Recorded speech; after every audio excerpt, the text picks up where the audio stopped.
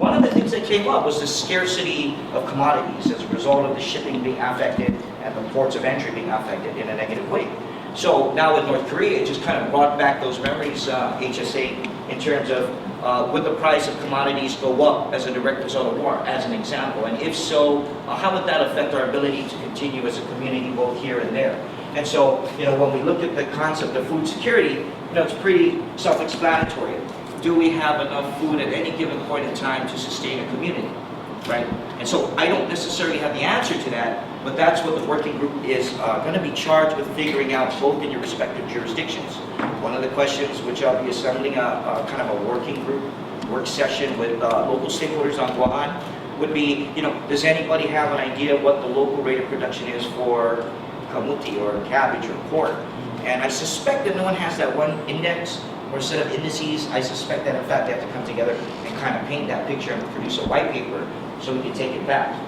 So that should give you some hint, some inclination to the CNMI and our stakeholders here, both in the House, the legislature, and in the administration, that this extends way beyond this academic exercise of what we think we can do together 3, 5, 10 years down the road. As a matter of fact, as the chief said, so pointedly, something that we can achieve, things that are low-hanging fruit, and hopefully within the next 12 months. So, when we present this in a more formal setting for a much larger audience, we can speak at great depth and length about some of the challenges facing, for example, our crops. When the previous administration, climate change, was a hot topic. It still persists today in terms of a changing climate. Maybe the lexicon kind of shifts a little bit under the Trump administration. We know that we have issues of population growth on Guam as a direct result of many factors, to include compact impact. We see rising food prices. Former EPA administrator and now special assistant also on the environment has reminded me time and time again of the need to address invasive species. I may be off in terms of my fact, but I believe this to be true, that Rhoda has already experienced their first wave of the rhino beetle, believe it or not. Believe it or not. And so maybe it's that specific kind of topic and collaboration that can bring us together to figure out how to address that before it wipes out an entire Pacific icon.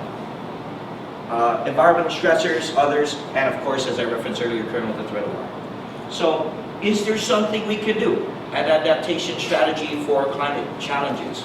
Is there something that we can do to develop a policy response in terms of how we use our water and land to create the right environment for these agricultural activities to grow and get us closer to becoming a little more secure in terms of the provisioning of food?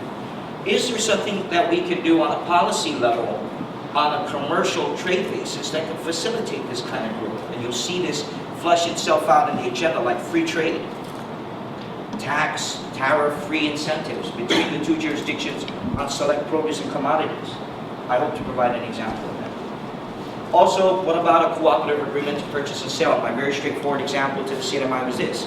Let's assume that you're producing kamuti for 7,000 public school students. And let's assume that we had an opportunity to open your local production to our school system at 31,000 students, not to include the private school sector students at 9,000, and not to include our hotel associations at X amount. Now, what does that do for the territories? Well, number one, it's an amplifier in terms of gross revenues, which means more employment, etc. And now we can count on you within a 40-minute plane ride to drop some kamuti in case the regular shipment of broccoli or whatever it is that comes from wherever it comes from doesn't make it on time. And so those are the concepts. The reverse is true. Perhaps Uncle George Wistic from Gigo can exponentially increase his production to meet the demands of the CNMI for sweet corn. And so that's where we come to the table and say, we'll take 2 of those, and could you take 2 of those? And then we set that up and have those fluid discussions between the 2 jurisdictions. Those are one example, please, for that. I don't know how. I know the media is here streaming, but that's not a very good example. But I'm talking about the actor in the middle. But these are real-world examples. This was yesterday. Didn't have time to make it between last night and this morning. But if you look at, for example, the local produced, and I didn't even dig deep, is this Guahan or is this Rhoda, but suffice it to say it's a Marianas produced sweet potato, otherwise known as kamuti. And then you have, this was in the Idaho case. I don't want to say it's Idaho sweet potatoes. I don't know, they make sweet potatoes in Idaho. They make the potatoes in Idaho. But nonetheless, these were imported at $1.99 a pound. So that's about a 20% differential. So maybe one of the questions that goes back to commerce and to agriculture and to anybody in between Ports Authority at Guahan and the CNMI, what do we attribute to the difference in pricing? I mean, these are pretty straightforward exercises, but we're going to need the empirical data to back that up. Is it a result of the tariffs that we charge? Is it the result of an economy of scale because we don't produce enough to bring it down? But maybe we can have those discussions because with the CW provision there, maybe the cost of labor is much lower that we can work with them. Maybe they can take a hit if we give them a tax rebate. I don't know. But at least we're having that discussion with at least one topic. And I spent, 5 minutes talking about that. We can talk about 15 and 20 and 200 if you want. But I guess the purpose of today would be to set the top 3 priorities if you want to narrow it down so that when we get to the CNMI, we can to be of concern and benefit to both jurisdictions. I was going to talk about bananas, but that's a less flattering picture of myself, so I didn't have enough data. Let's go ahead and go into some other concepts here. Let's talk about the fisheries industry.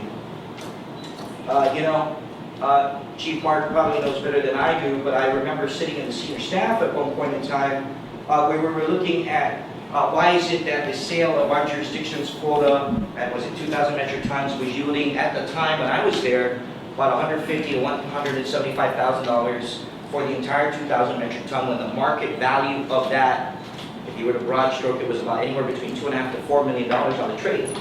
So the chief of staff, being the chief of staff, was exacting a higher price, and as a result of that hard push with former Senator Chris Duenas, who was on the senior staff, was able to get us at least $250,000 for the 2 years. And I think the CNMI followed suit when I was there. God bless him, the late Richard Salmon and his colleagues in negotiating that. Now, what happens if, as an example, we worked with you and we said, let's put our 4,000 metric tons together and we both hold the line on $1 million or $500,000 each.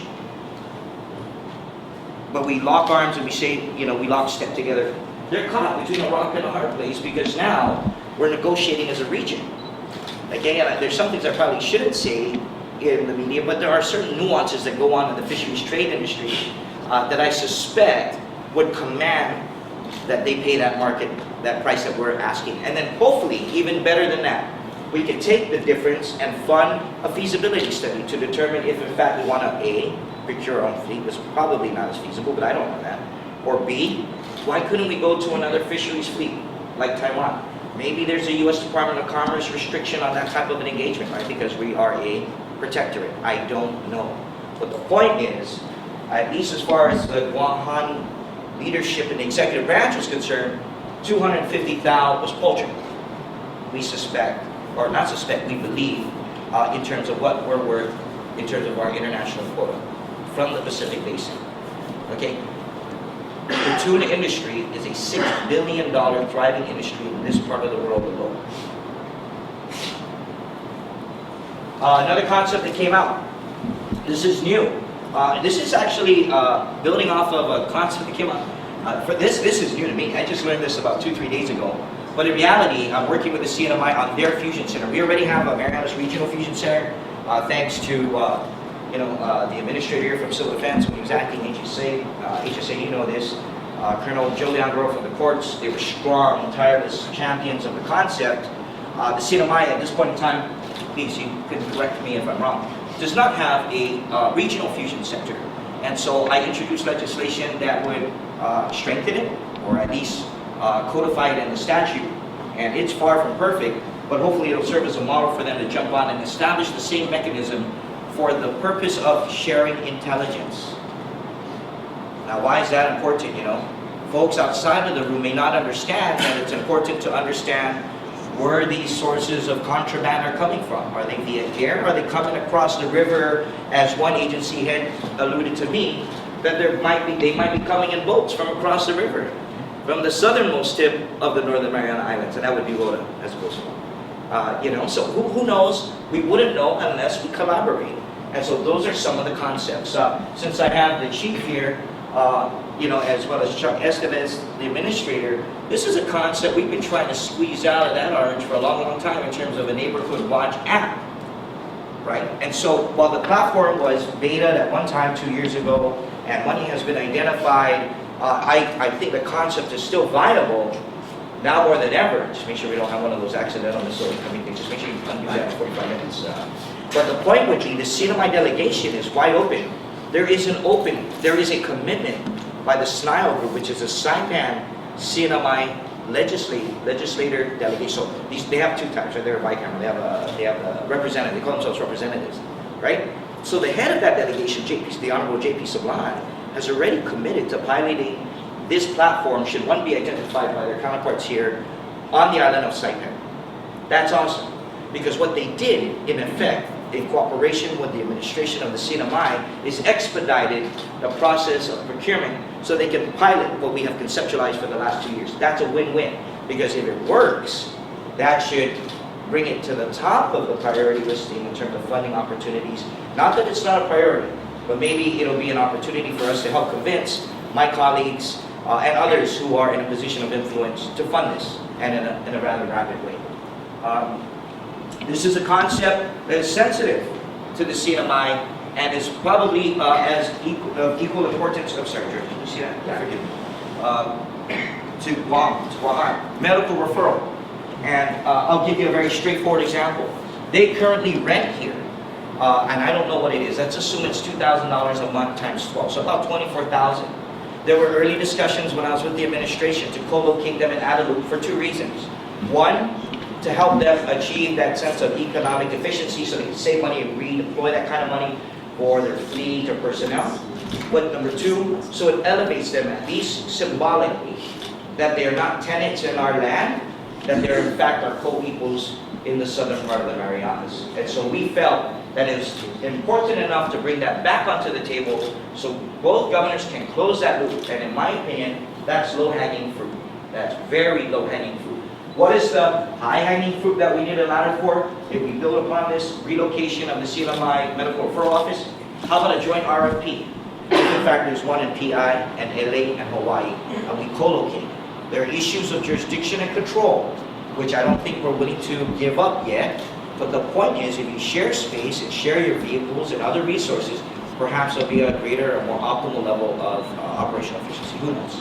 Okay, but those are the theories that I come into these discussions with, and concepts that have been presented to me. These are not my ideas. These are ideas that many of us might have talked about at one point in time. I'll give you another example of a local Guahan concept. Regional pharmaceuticals facilities. Brian, I don't know if you remember this, but when I was with the hospital management advisory team, and Benita and Peter John and myself and Kate Baltazar was the liaison with a person she knows rather well out of Region 9, right? Region 9, Department of Public Health and Social Services, U.S. Department of Public Health. And I forget his name, I think it was Subroto Banerjee.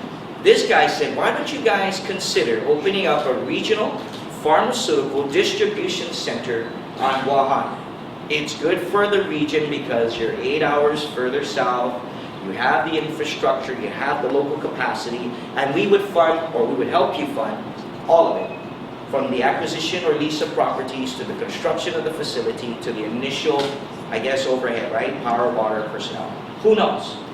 But if that's possible, that lends itself tremendous opportunity in times of distress, whether by threat of war or under threat of natural disaster, extreme weather conditions. Nothing like having a warehouse of pharmaceuticals when you need it when an epidemic breaks out. I think we had a couple of those scares in the last few years. All right, just some background information. You can see here on the slide some of the dates that have worked out lately. December 17th was when the two governors got together at Adelup and signed the MOU. Then between December and January, we've had a series of pre-planning meetings to include this one. Thank you very much again, Chief of Staff Mark Calvo, and to your team for making this happen. This is really a blessing in disguise. I didn't anticipate that this is where we're going with today's meeting. I really appreciate the opportunity. And then, of course, we're kicking off the inaugural business meeting, which is designed to set the policy agenda for further consideration and or adoption in the March-April conference. Now, what's interesting is what precedes that is the NGA. And if the federal funding opportunities are there, okay, maybe a joint delegation can accompany one or both governors to the National Governors Association meeting and or the IGIA, and by launching multiple arrows at the same time, we can achieve even more, as opposed to waiting for one governor to meet with Commerce and the other governor to meet with Labor, and so forth and so forth. So that's the operational assumption and some of the benefits of working together between February and April. We're looking at April and May. It can be moved up, it can be moved back, depending on the availability of monies. Thanks to both administrations, they are working on writing for federal support for this, federal funding. This is meant to be much more comprehensive. This is designed, if I could be so bold, to look at it with optimistic lenses. That I could see that conference occurs in both jurisdictions, on Guahan and the CNMI. That in fact during our off time, non-paid business time, we could probably even have a joint mass, a joint religious celebration with both the administrations and both houses of the people, and out of consideration to the judiciary, both houses of the judiciary, if you can call it that. And I think that would set tremendous historical precedent and resonance for us coming back together as a region, as a Marianas archipelago. We anticipate that a second business meeting will be held towards the fall to follow up on the proceedings of the conference and see if there's any further amendment, omissions, additions, edits to the policy framework that we set up. I have a lot of examples, so I obviously was not interrupted with questions or comments, but I hope we can go into that after I close out here. So, one thing I think that's important for us to understand is that this is only going to be successful if we all do our part. Governor Calvo and Governor Torres, run the respective jurisdictions, but it's the subject matter experts like yourselves and the policy people and those who set forth appropriations to be able to contribute in a meaningful way to making any of this possible.